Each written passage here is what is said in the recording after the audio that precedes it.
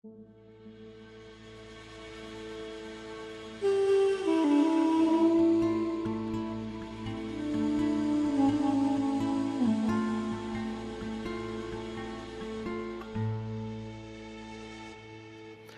الله الرحمن الرحيم الحمد لله رب العالمين وصلى الله على سيدنا محمد النبي الأمين وعلى آله وصحبه والتابعين وبعد أيها الملأ الكريم السلام عليكم ورحمة الله وبركاته.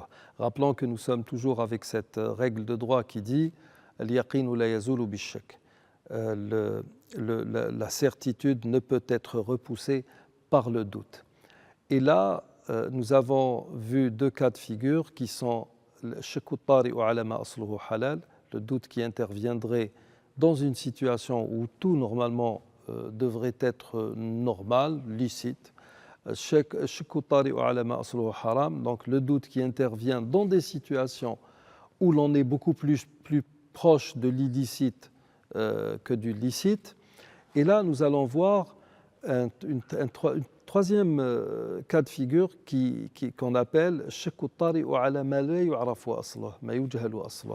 le doute qui intervient dans des situations où l'on n'a pas de connaissance vraiment affirmée, avérée de ce que l'on devrait faire.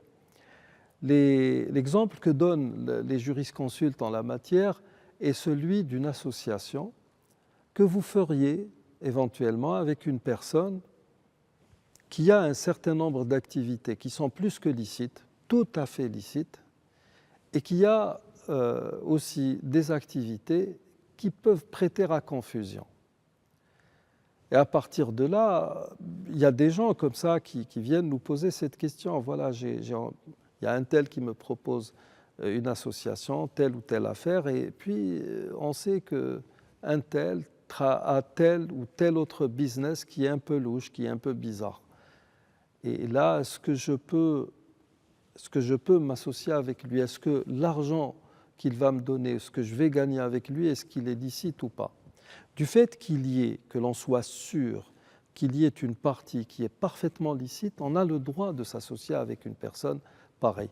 Bien entendu, nous sommes en train de parler de négoce et nous sommes en train de parler de gens dont on suppose qu'ils aient des activités suspectes. Nous ne sommes pas dans un cas de figure, par exemple, où quelqu'un, je ne sais pas moi, qui est pratiquement dans son affaire un vecteur du mal. Dans ce cas-là, les juristes disent que nous avons le droit de contracter des associations avec des gens de ce genre. Nous ne parlons pas, attention, parce que là, nous sommes aussi dans des cas qui nécessitent aussi d'être relevés.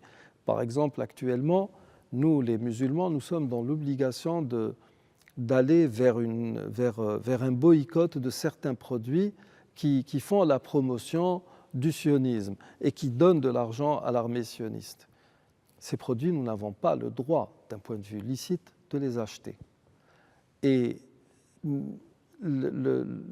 là, il y a tellement de confusion avec ce qui arrive qu'il faut justement savoir faire la part des choses. Nous ne sommes pas face à ce système, nous sommes face à des entités qui peuvent par moments être suspectes. À partir de là, si ce que l'on a contracté avec cette personne est parfaitement licite, nous sommes dans le licite. Ça ne pose aucun problème. Et là, même si on a des doutes, le doute ne doit en aucun cas venir effacer les certitudes que nous avons au sujet de ces personnes. Nous arrivons au terme de cette émission. Je vous remercie de l'avoir suivi. Assalamu alaikum wa rahmatullahi wa barakatuh.